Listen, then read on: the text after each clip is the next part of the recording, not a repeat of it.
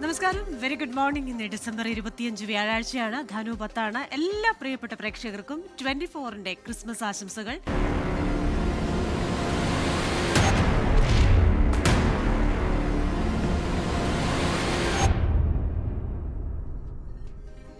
ഇന്ന് രാവിലെ വന്ന പ്രധാനപ്പെട്ട വാർത്തയിലേക്ക് തന്നെയാണ് നമ്മൾ ആദ്യം പോകുന്നത്. ശബരിമല സ്വർണ്ണക്കൊള്ളയുമായി ബന്ധപ്പെട്ട പഞ്ചലോഹ വിഗ്രഹം കടത്തിയെന്ന ആരോപണമുയർന്ന ഡി മണിയെ കണ്ടെത്തി പ്രത്യേക അന്വേഷണ സംഘം.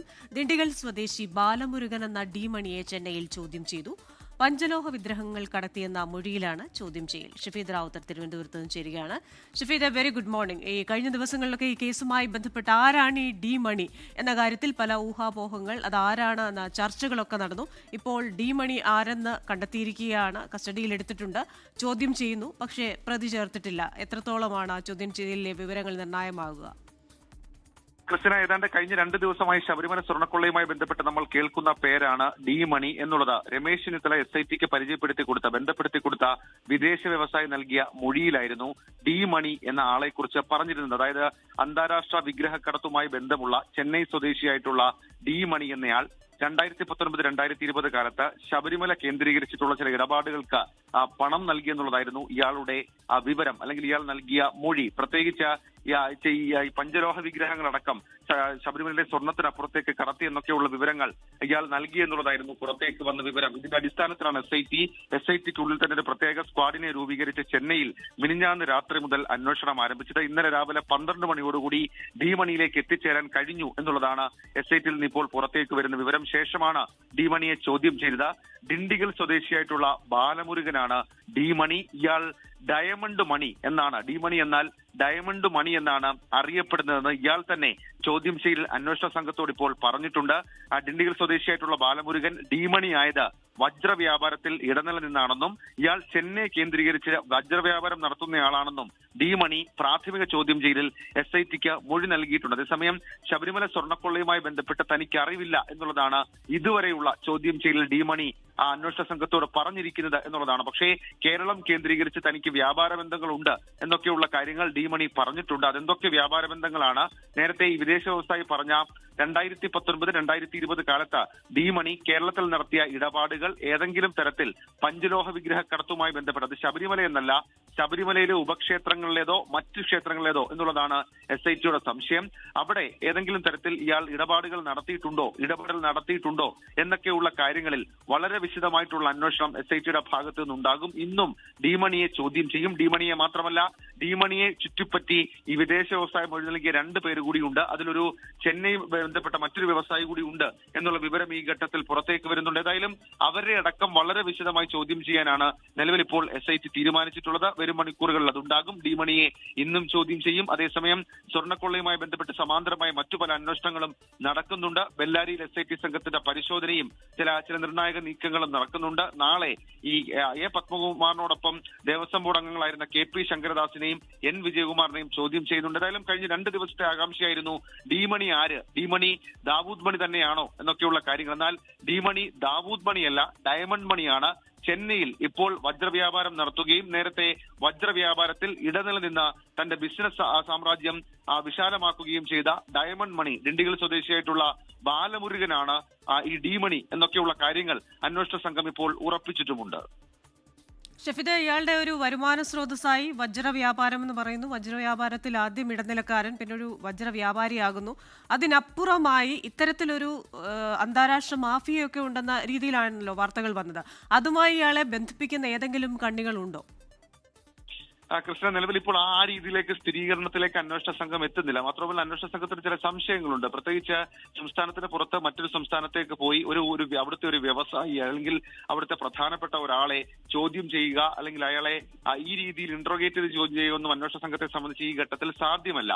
പക്ഷേ ഈ വിദേശ വ്യവസായി നൽകിയിട്ടുള്ള മൊഴിയിലെ വിവരങ്ങൾ സാധൂകരിക്കുന്ന ഏതെങ്കിലും ചെറിയ സൂചനകളും ഇക്കാര്യത്തിൽ ഉണ്ടെങ്കിൽ തുടർ നീക്കങ്ങളെ കുറിച്ച് ആലോചിക്കാനാണ് അന്വേഷണ സംഘം ഇപ്പോൾ തീരുമാനിച്ചിരിക്കുന്നത്. അതിന്റെ ഭാഗമായിട്ടാണ് സംഘമാണ് ഇന്നലെ പ്രാഥമിക ചോദ്യം ചെയ്യൽ നടത്തിയത്. ഈ പ്രാഥമിക ചോദ്യം ചെയ്യൽ അന്വേഷണ സംഘത്തിന് ലഭിച്ച ഏറ്റവും നിർണായകമായിട്ടുള്ള വിവരമാണ് ഈ വിഗ്രഹക്കടത്ത് സംഘത്തലവൻ എന്നൊക്കെ പറയുന്നതിനപ്പുറത്തേക്ക് കുറച്ചുകൂടി പ്രൊഫൈൽ വലുതായ ഒരാളാണ് ഈ ഡി മണി അല്ലെങ്കിൽ ദിണ്ടിഗൽ സ്വദേശിയായിട്ടുള്ള ബാലമുരുകൻ എന്നുള്ളതാണ് ഏറ്റവും ശ്രദ്ധേയമായിട്ടുള്ള കാര്യം. കാരണം നേരത്തെ ഈ ഡി മണി എന്നുള്ള പേര് അതൊരു പക്ഷേ ദാവൂദ് മണിയോ ദുബൈ മണിയോ എന്നൊക്കെയുള്ള രീതിയിലേക്കുള്ള വിവക്ഷകൾ വന്നിരുന്നു. എന്നാൽ അതൊന്നുമല്ല.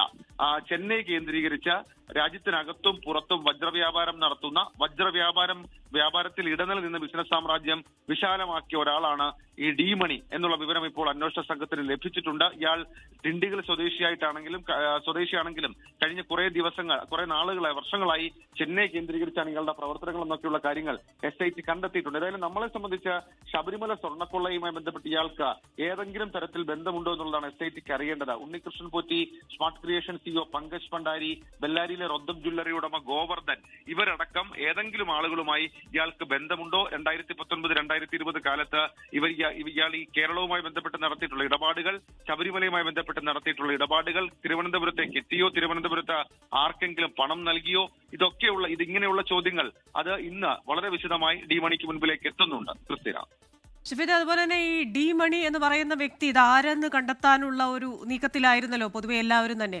അതുകൊണ്ട് തന്നെ ഔദ്യോഗികമായും അനൌദ്യോഗികമായും ഒക്കെ ഈ ഡി ഇനീഷ്യലുള്ള എല്ലാവരും തന്നെ ഒരു സംശയമുനയിൽ നിൽക്കുന്ന സാഹചര്യമായിരുന്നു കഴിഞ്ഞ 2 ദിവസവും. ഒടുവിൽ ഇത് ഡി മണി ആര് എന്ന് കണ്ടെത്തി. അത് ദിണ്ടിഗൽ സ്വദേശിയായ ബാലമുരുകൻ.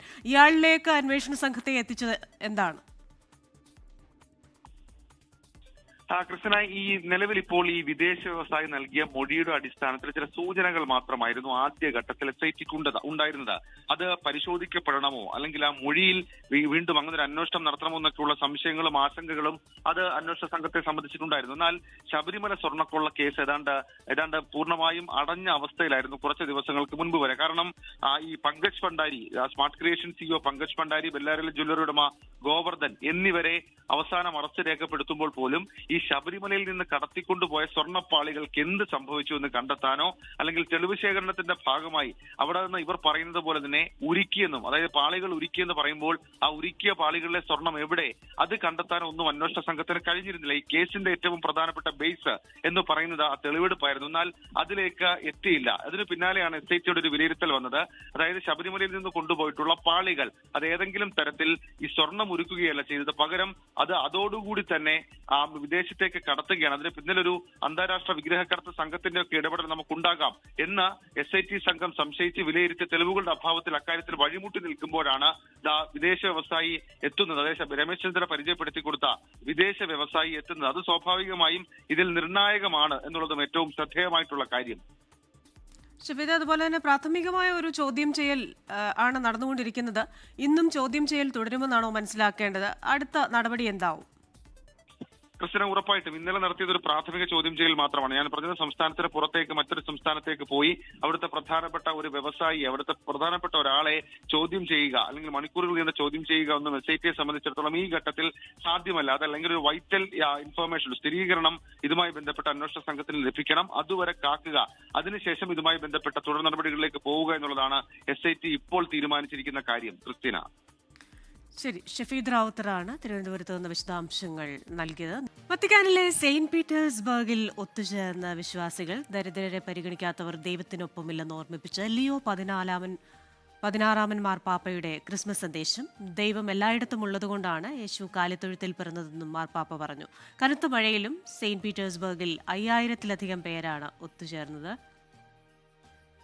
ലിയോ 14 മാർപ്പാപ്പയായി തെരഞ്ഞെടുക്കപ്പെട്ടതിന് ശേഷമുള്ള ആദ്യത്തെ ക്രിസ്മസ് ആണ് ഇത്തവണത്തേത്.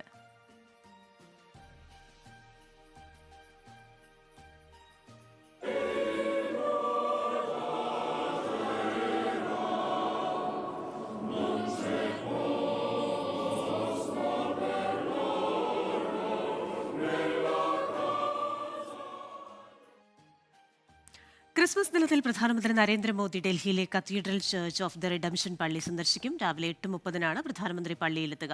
പ്രധാനമന്ത്രി നരേന്ദ്രമോദി ക്രിസ്മസ് ശുശ്രൂഷകളുടെ ഭാഗമാകും. പ്രധാനമന്ത്രിക്കൊപ്പം BJP കേരള അധ്യക്ഷൻ രാജീവ് ചന്ദ്രശേഖറും ക്രിസ്മസ് ആഘോഷങ്ങളിൽ പങ്കെടുക്കും. പ്രധാനമന്ത്രിയുടെ സന്ദർശനത്തോടനുബന്ധിച്ച് പള്ളിയിലും പരിസരത്തും സുരക്ഷാ ക്രമീകരണങ്ങൾ ശക്തമാക്കി. കഴിഞ്ഞ വർഷം CBCI ആസ്ഥാനത്തെത്തിയാണ് പ്രധാനമന്ത്രി നരേന്ദ്രമോദി ക്രിസ്മസ് ആഘോഷങ്ങളിൽ പങ്കെടുത്തത്. BJP ദേശീയ അധ്യക്ഷൻ JP നദ്ദയും ക്രിസ്മസ് ആഘോഷങ്ങളിൽ ഇന്ന് പങ്കെടുക്കും. അതിനിടെ ക്രിസ്മസ് ദിനമായ ഇന്ന് ഉത്തർപ്രദേശിൽ നിർബന്ധിത പ്രവൃത്തി ദിനമായി പ്രഖ്യാപിച്ചിരിക്കുകയാണ്. മുൻ പ്രധാനമന്ത്രി അടൽ ബിഹാരി വാജ്പേയിയുടെ ജന്മദിനാഘോഷത്തിന്റെ ഭാഗമായാണ് പ്രവൃത്തി ദിവസമായി ആചരിക്കുന്നതെന്നാണ് ഉത്തർപ്രദേശ് സർക്കാരിന്റെ വിശദീകരണം. ഇനി ഈ വാർത്താ ദിനത്തിലെ സമഗ്ര വിവരങ്ങളുമായി 24ന്റെ പ്രതിനിധികൾ വിവിധ മേഖലകളിൽ നിന്ന് പ്രേക്ഷകർക്കൊപ്പം ചേരുകയാണ്. തിരുവനന്തപുരത്ത് നിന്ന് റിനു ശ്രീധർ, കൊച്ചിയിൽ നിന്ന് വിപിൻ C വിജയൻ, കോഴിക്കോട് നിന്ന് സമീർ C മുഹമ്മദ് എന്നിവരാണ് പ്രേക്ഷകർക്കൊപ്പം ചേരുന്നത്. ആദ്യം നമ്മൾ പോകുന്നത് കൊച്ചിയിലേക്കാണ്. കൊച്ചിയിൽ വിപിൻ C വിജയനുണ്ട്. Vipin, very good morning, merry Christmas. കൊച്ചിയിൽ നിന്നും മധ്യകേരളത്തിൽ നിന്നും നിരവധി വാർത്തകൾ വരാനുണ്ടല്ലോ. കൊച്ചി മേയറെ തെരഞ്ഞെടുക്കുന്നതിൽ മാർഗനിർദ്ദേശങ്ങൾ പാലിച്ചില്ലെന്ന് ആരോപിച്ച് KPCC general secretary Deepthi Mary Varghese ഹൈക്കമാൻഡിനും KPCCക്കും പരാതി നൽകി. ഇതടക്കം കൊച്ചിയിലെ ക്രിസ്മസ് ആഘോഷങ്ങളുണ്ട്. അങ്ങനെ നിരവധി വാർത്തകൾ കൊച്ചിയിൽ നിന്ന് വരാനുണ്ടല്ലോ. ഇത് നമ്മുടെ ഒരു ബ്രേക്കിംഗ് വാർത്ത കൂടിയാണല്ലോ ഈ കൊച്ചി മേയറുമായി ബന്ധപ്പെട്ട വിവരം.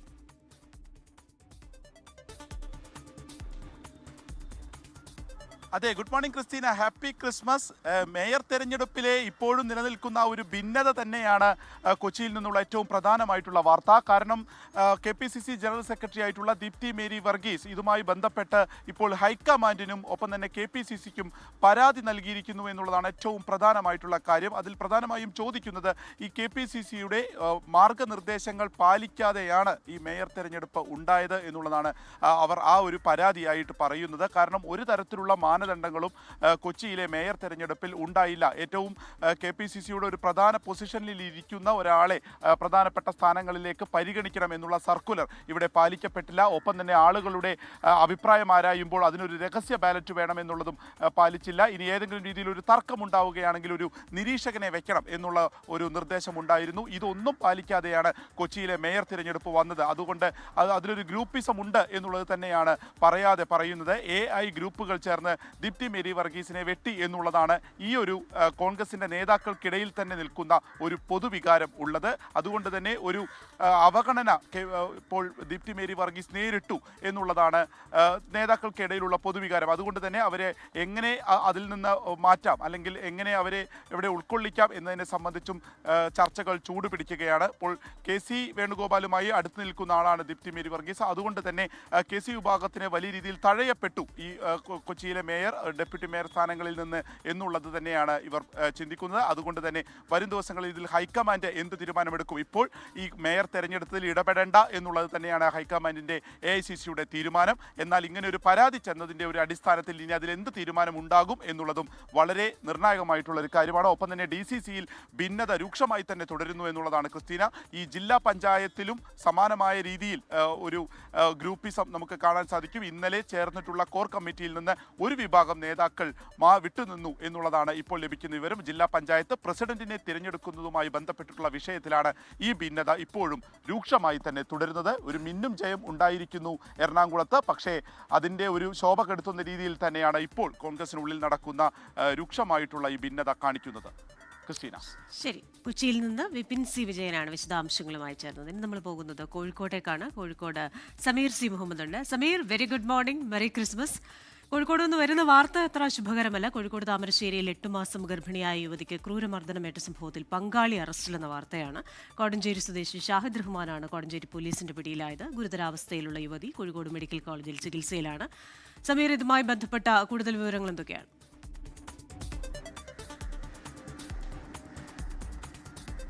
Very good morning Christina, happy Christmas. Christina സൂചിപ്പിച്ചതുപോലെയാണ്, അത്ര ശുഭകരമായ വാർത്തകളല്ല ഇന്ന് കോഴിക്കോട് നിന്ന് വന്നുകൊണ്ടിരിക്കുന്നത്. താമരശ്ശേരിയിൽ ഇന്നലെയാണ് ആ ഒരു മനുഷ്യ മനസാക്ഷിയെ ഞെട്ടിച്ച സംഭവം ഉണ്ടായത്. അതിക്രൂരമായിട്ടുള്ള പീഡനത്തിനാണ് കൊണ്ടോട്ടി സ്വദേശിയായിട്ടുള്ള യുവതി അർഹയായത്. അതായത് വലിയ രീതിയിൽ അവർ പീഡിപ്പിക്കപ്പെട്ടിരിക്കുന്നു. ഏതാനും ദിവസങ്ങളായി അവരെ വീട്ടിൽ മുറിയിൽ അവരെ അടച്ചിട്ടിരിക്കുകയായിരുന്നു. മാത്രമല്ല പട്ടിണി കിട്ടു എന്നുള്ള കാര്യം കൂടി അവർ ഏറെ വേദനയോടുകൂടെ പറയുന്നുണ്ട്. കൂടാതെയാണ് അവരുടെ ശരീരം ആസകലം ഇസ്തിരിപ്പെട്ടി ഉപയോഗിച്ചുകൊണ്ട് പൊള്ളിച്ചിരിക്കുന്നത്. ഇതുമായി ബന്ധപ്പെട്ട് അതിൻ്റെ ദൃശ്യങ്ങൾ ഉൾപ്പെടെ പുറത്തു വരികയും ചെയ്തിരുന്നു. ഞെട്ടിക്കുന്ന ദൃശ്യങ്ങൾ തന്നെയാണ് അവിടെ നിന്ന് പുറത്തു വന്നിരുന്നത്. ഈ ആൺ സുഹൃത്തായിട്ടുള്ള ഷാഹിദ് റഹ്മാനാണ് ഇത്തരത്തിലുള്ള അതിക്രൂരമായിട്ടുള്ള കൃത്യങ്ങൾ ഈ യുവതിക്കെതിരെ അഴിച്ചുവിട്ടുകൊണ്ടിരുന്നത്. ഇത്തരത്തിലുള്ള ആക്രമണം നേരത്തെയും ഉണ്ടായിരുന്നു. അതുമായി ബന്ധപ്പെട്ട് കോടഞ്ചേരി പോലീസിൽ അവർ പരാതി നൽകി. ആ പരാതിയുടെ വൈരാഗ്യത്തിലാണ് ഈ വിധത്തിലുള്ള അക്രമങ്ങൾ, ഈ വിധത്തിലുള്ള പരാക്രമം ആ യുവതിക്ക് നേരിടേണ്ടി വന്നത്. അതുമായി ബന്ധപ്പെട്ട് ആണ് പോലീസ് അന്വേഷണം ഊർജിതമാക്കിയിരുന്നത്. അതിനിടയിലാണ് യുവാവിനെ ഇന്നലെ രാത്രിയോടുകൂടി തന്നെ കോടഞ്ചേരി വെച്ചുകൊണ്ട് കസ്റ്റഡിയിലെടുത്തു. വിശദമായിട്ടുള്ള ചോദ്യം ചെയ്യൽ പൂർത്തിയായിട്ടുണ്ട്. യുവാവിന്റെ അറസ്റ്റ് അല്പസമയം മുമ്പാണ് രേഖപ്പെടുത്തിയിരിക്കുന്നത്. ഷാഹിദ് റഹ്മാൻ മയക്കുമരുന്നിന് അടിമയാണ് എന്ന് തന്നെയാണ് പോലീസും സമർത്ഥിക്കുന്നത്. MDMA ഉൾപ്പെടെയുള്ള മയക്കുമരുന്ന് ഉപയോഗിക്കാറുണ്ട്. അതിന്റെ ഭാഗമായിക്കൊണ്ടാണ് ഇത്തരത്തിലുള്ള അതിക്രൂരമായിട്ടുള്ള അക്രമം അഴിച്ചുവിടുന്നത് എന്ന കാര്യം കൂടി പോലീസ് കണ്ടെത്തിയിരിക്കുന്നു. യുവാവിനെ ഇപ്പോൾ കോടഞ്ചേരി സ്റ്റേഷനിലാണ് ഉള്ളത്. വൈകിയാൽ തന്നെ കോടതിയിൽ ഹാജരാക്കും. ഇപ്പോൾ ഈ യുവതി അതീവ ഗുരുതരാവസ്ഥയിലാണ് ഉള്ളത്. അവർ കോഴിക്കോട് മെഡിക്കൽ കോളേജിൽ ചികിത്സയിൽ തുടരുകയാണ്. 70% ഇവർക്ക് പൊള്ളലേറ്റിട്ടുണ്ട് എന്ന കാര്യമാണ് ആശുപത്രി അധികൃതർ പറയുന്നത്. മാത്രമല്ല അവരുടെ ശരീരത്തിന്റെ പുറം ഭാഗത്തൊക്കെ വടികൊണ്ട് അടിയേറ്റതിന്റെ പാടുകളുമുണ്ട്. അതിക്രൂരമായിട്ടുള്ള പീഡനത്തിനാണ് യുവതി ഇരയായിരിക്കുന്നത്. ഈ സംഭവവുമായി ബന്ധപ്പെട്ടാണ് ആൺ സുഹൃത്ത് ഷാഹിദ് റഹ്മാനെ കോടഞ്ചേരി പോലീസ് ഇപ്പോൾ അറസ്റ്റ് ചെയ്തിരിക്കുന്നത്. ക്രിസ്റ്റീന, ഓക്കെ, ലഹരി ഉപയോഗം എങ്ങനെ ഒരു മനുഷ്യന്റെ ബോധത്തെ ബാധിക്കും എന്ന കാര്യം കൂടി ഈ വാർത്ത വ്യക്തമാക്കുന്നുണ്ട്. സമീർ സി മുഹമ്മദാണ് കോഴിക്കോട് നിന്ന് വിശദാംശങ്ങളുമായി ചേർന്നത്. ഇനി നമ്മൾ പോകുന്നത് തിരുവനന്തപുരത്തേക്കാണ്. തിരുവനന്തപുരത്ത് റിനു ശ്രീധറുണ്ട്. Rinu, very good morning, merry Christmas. ഈ തെക്കൻ കേരളത്തിൽ നിന്നും തിരുവനന്തപുരത്തു നിന്നൊക്കെ ഇന്ന് നമ്മൾ പ്രതീക്ഷിക്കുന്ന വാർത്തകൾ എന്തൊക്കെയാണ്?